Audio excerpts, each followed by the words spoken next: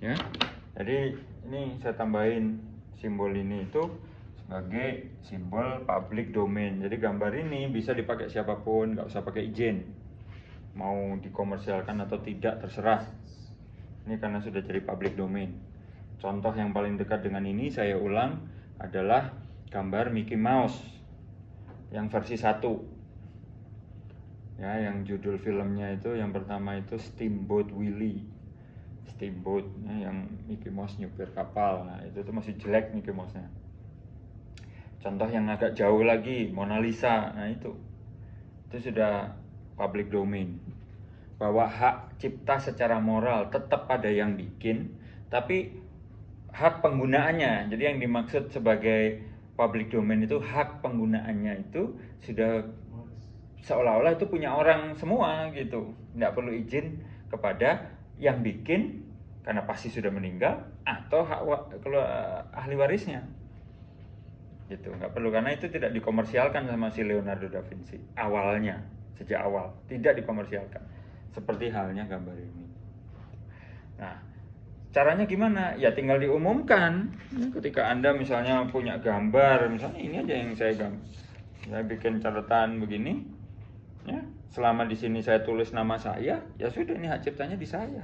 Terus saya posting ini di mana-mana. Itu cara mengumumkan zaman sekarang.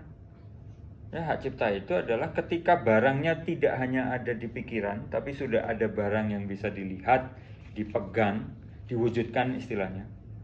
Kalau masih dalam pikiran nggak bisa saya klaim, nggak bisa.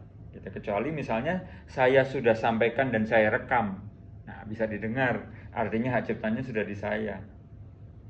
Gitu. Itu prinsip dasar aja. Saya nggak tahu hak hukum yang lengkapnya nggak. Ini prinsip dasarnya saja.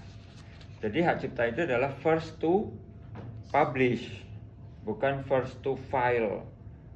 Jadi posisi sertifikat haki itu bukan sebagai yang paling pertama, yang paling mendasar dari kepemilikan hak cipta. Itu hanya untuk meregister aja, mendaftarkan.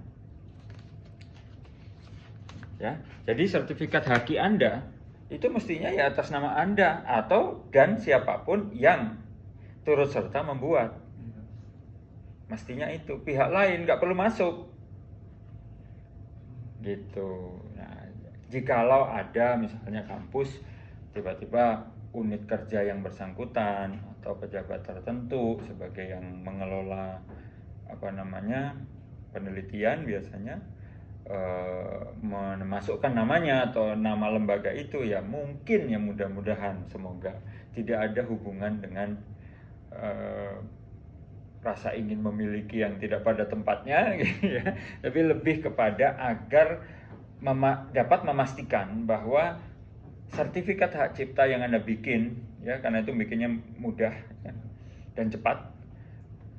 Ya, sertifikat yang Anda bikin itu benar-benar sudah didaftarkan ke perguruan tinggi untuk kemudian dihitung, misalnya untuk akreditasi, untuk proses macam-macam lah, untuk IKU juga. Iya, dihitung.